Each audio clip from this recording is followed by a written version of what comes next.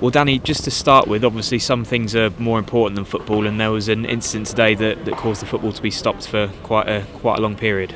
Yeah, that's right. I think a supporter fell ill in the crowd, and I've just spoken to the stewards there, and by all accounts, the man is okay.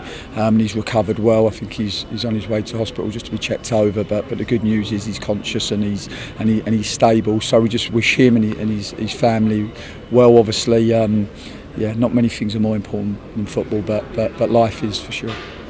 It's obviously good news to hear. Talking about the football though, obviously a 0-0 draw away from home to start the new year. What do you make of that? Well, I think it was a difficult game. Second time in recent games where the opponent's gone down to 10 and we haven't been able to break them down. I think we're frustrated that we weren't able to do that.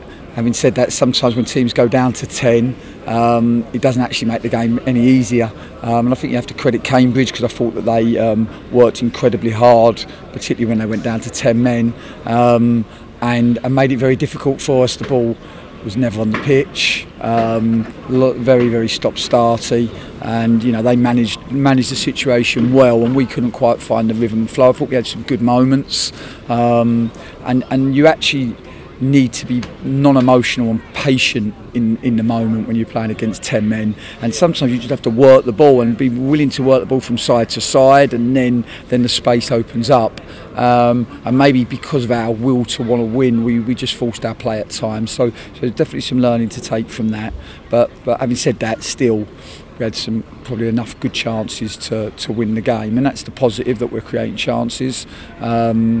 Obviously the disappointing thing is that we weren't able to take them, but again, for us, 10 now unbeaten in the league. I think 8 clean sheets in the last 10, which are really positive signs. We've got to keep working at the top end of the pitch so that we can turn these draws into wins. And obviously after some time off as well with those games missed due to COVID, you must be happy with how your players came back and they didn't look too rusty out there. No, I was pleased with the effort and the attitude and the intensity of our work. Even more pleased that we've come through injury free, because you're always naturally concerned when you have a 23-day stoppage in the season. It's not normal, and sometimes you can lose your rhythm as a consequence. So there's definitely